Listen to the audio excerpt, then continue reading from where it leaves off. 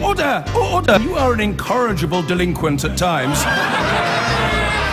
Behave yourself, man!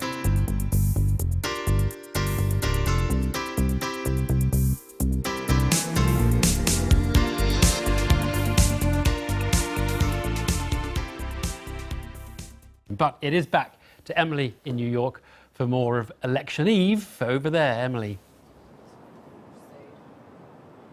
Thanks very much, Evan. Well, beyond all the theatre, the scandal, the vulgarity of this extraordinary campaign, sometimes easy to ignore that the bluster might actually reveal deeper shifts at work. Take America's relationship with the world.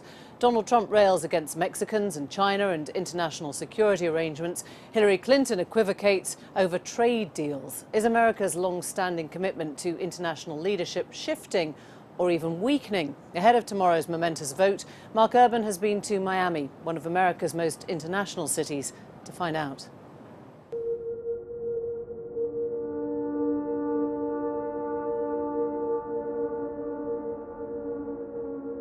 One thing has emerged clearly through the post-truth and liquid politics of these last giddy months, and that is a profound division about America's place in the world, the degree to which it'll be open or closed, isolationist or interventionist. To denizens of the foreign policy elite, the shift in public mood is alarming. There's no question there is a changing political atmosphere. We've come out of the war in Iraq, the war in Afghanistan. We've been in a war for almost 15 years after 9/11, confronting terrorism. And there's no question that there's a certain exhaustion about having confronted all of those challenges during that period and the price that we've paid. Airshow season allows Americans to get up close and personal with the armed forces and their weaponry. And at this show in Florida, there was enormous pride and a feeling that America must pay to ensure its military edge. We have to maintain supremacy, that's all. We have to do that. Maintain it. Yeah. Maintain the number one. But during the Obama years, defence has fallen considerably as a share of national spending, and the armed forces have hollowed out in many places. 2/3 of US Marine Hornets, for example, are not ready for combat due to cuts in support. And something else has been revealed during this election. Much of the population wants to put America first. At American Legion Post 310 in Hollywood, Florida, you'd expect people to be patriotic. Among older regulars here, we found a spread of views about whether the country should be solving its own problems before it tackles others. But among these younger diners, some of whom have been working with wounded veterans, the message on foreign policy was right in tune with Donald Trump. We should not be involved in everything in the world. We don't believe that. Most Americans believe we should defend our own borders. Our veterans are on the streets homeless. Our children are going home hungry. If you go up into Appalachia, in North Carolina, Tennessee, you will see children living in hovels. Where's the help for that? I mean, I'm all for protecting the United States. I'm a diehard American. But, you know, to send money to people who are trying to kill us, to hell with that. For those arguing for a continued American role in global security, there are things only their country can do. The United States hoped that others would step up to the plate and be able to deal with it. It didn't happen. And our national security became challenged as a result of that. That's something I think the American people now understand, that if the United States does not provide that leadership, unfortunately, no one else will.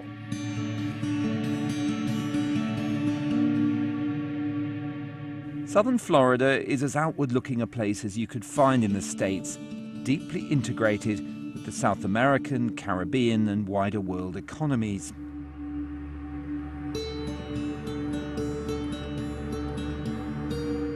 There's been a good deal of protectionist talk in this campaign, You have to wonder what that might mean for Miami Port. The cargo trade there is picking up nicely.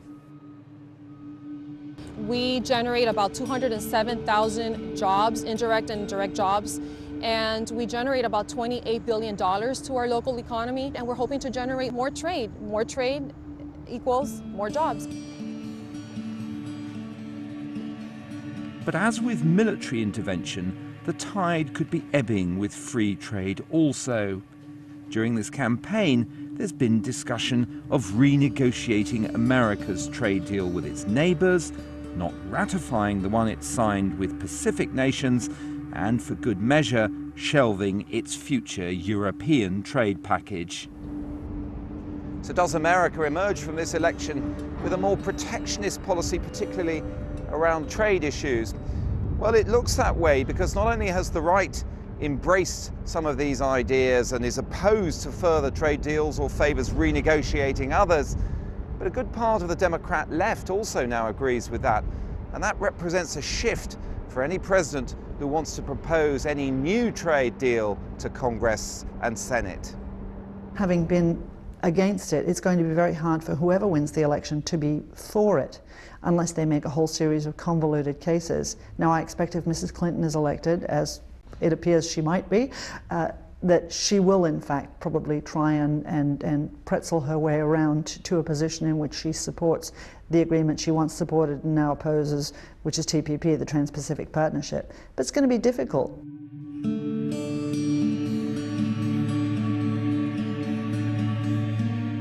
With trade, as with war, there are circular or recurring arguments in foreign policy.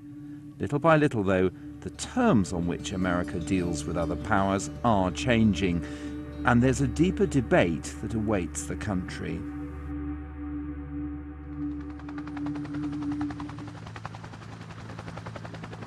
Over on one side of the Stewart Air Show, you were transported back to the Vietnam War. For years after that debacle, it was said that America would not intervene, that it feared the body bag. You know, we lost 5, I was one of them, we lost 5 bombers on it. Bill Arcuri was shot down over Vietnam and became a prisoner of war. He's concerned about today's public mood. It's important that, you know, we do things for our own people, but it's also important that I don't believe in isolationism. We have to, the world in general is a lot smaller. You know, you get on a plane and you're in Europe in a couple hours. We have to be involved.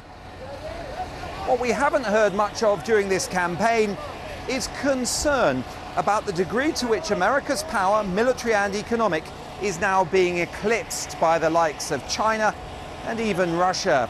That perhaps is a truth too bitter for many Americans to digest, for now at least.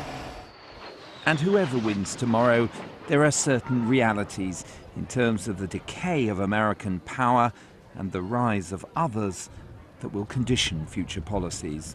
After 8 years of Barack Obama and failing to deal with those things, and viewing that, by the way, as a policy in and of itself, if we have another president that refuses to engage with the challenges that we see the world over, we are going to be in a period of decline, and it will be very, very difficult for us to turn that around.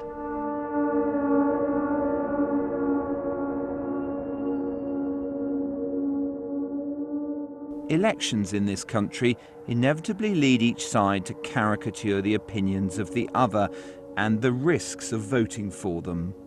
At the deeper level, though, this campaign has shifted the ground, a little further away from America's sometime muscular altruism and closer to the idea of America first.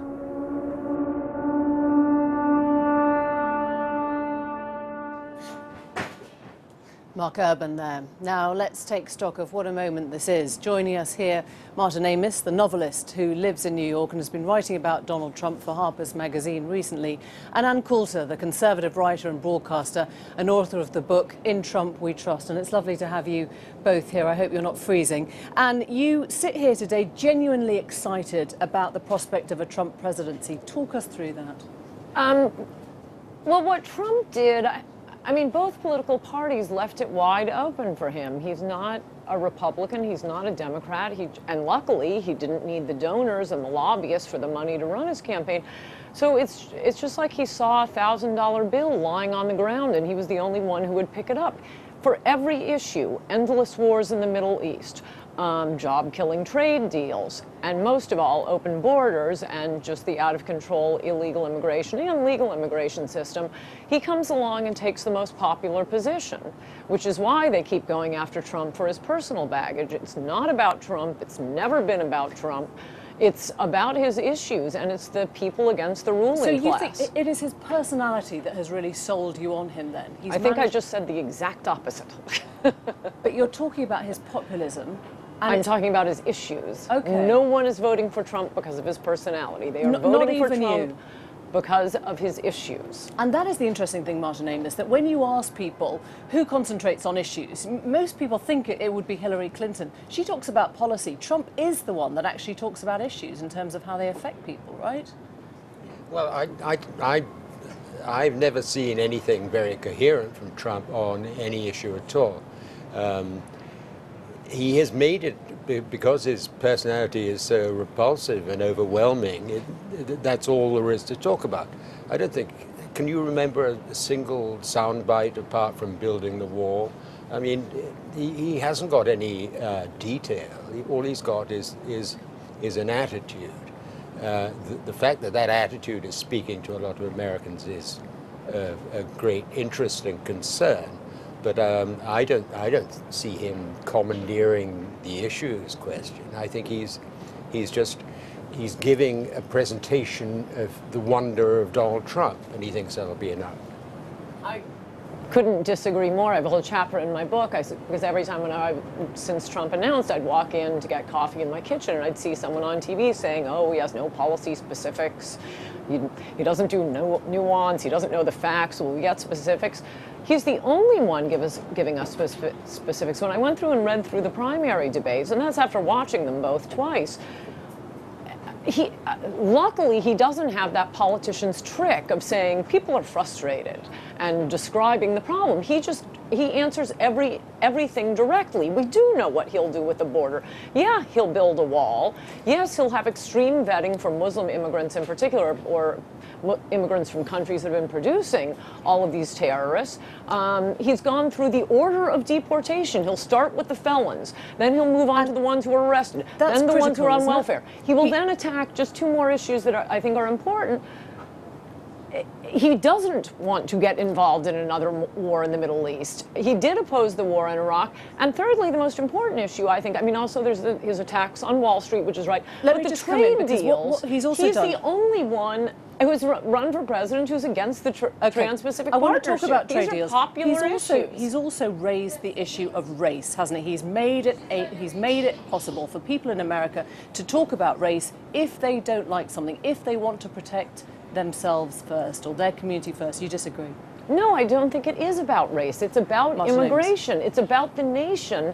We can assimilate anyone. But look, we're talking about Russian immigrants too. They're white people. It's immigrants generally. Yes, we can assimilate them, but not in the numbers we're bringing them in. Race is one or two or three on the list of what they care about. Trade comes in around 6 or 7. That's a sort of fig leaf for these xenophobic atavisms that what he's had is a disinhibiting effect on America.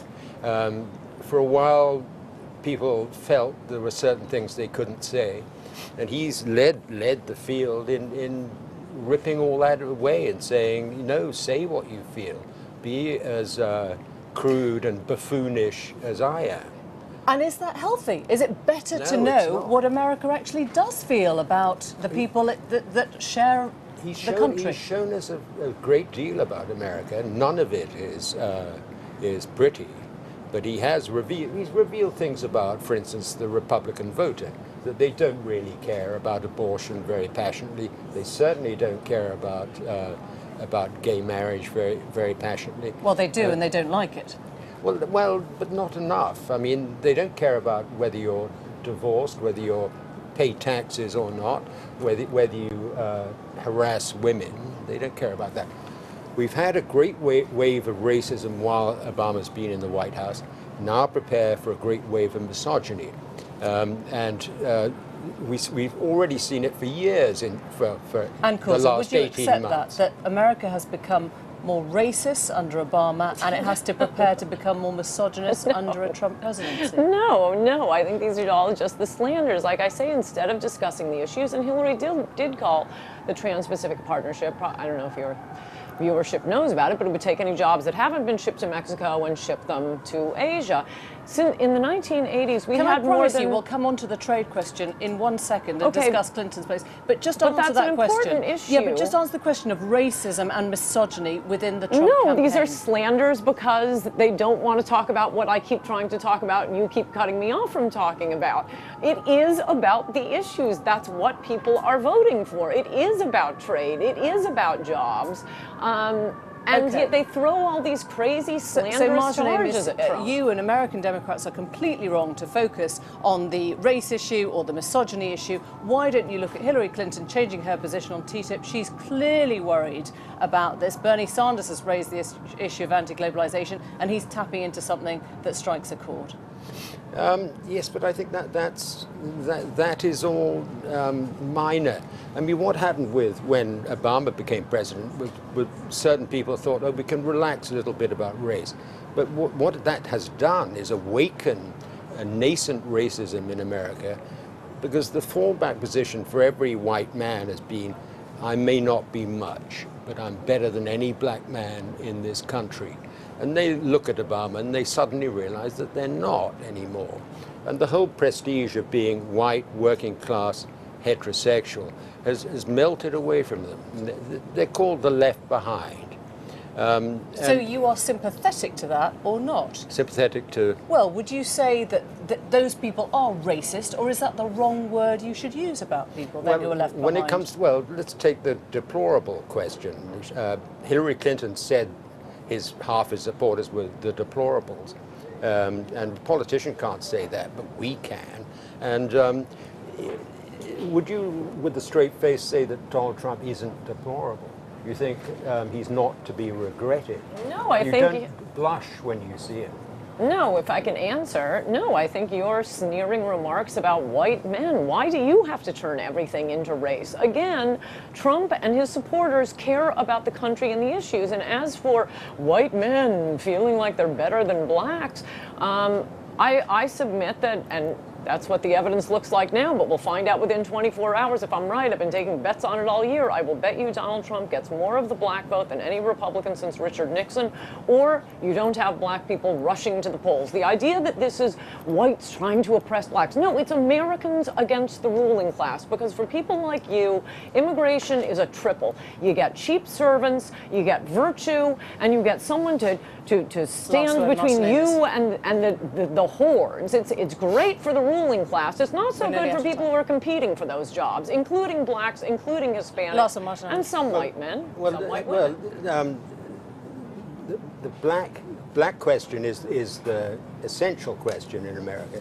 I mean, let's not forget you had a civil war about this, and 650,000 of you thought it was worth killing each other, either to abolish it or to maintain it. After that, you had another century of Jim Crow and segregation. And it was not until a century after the Civil War did you make any progress at all. We will be carrying this on Facebook with a live discussion, but that's all we have time for.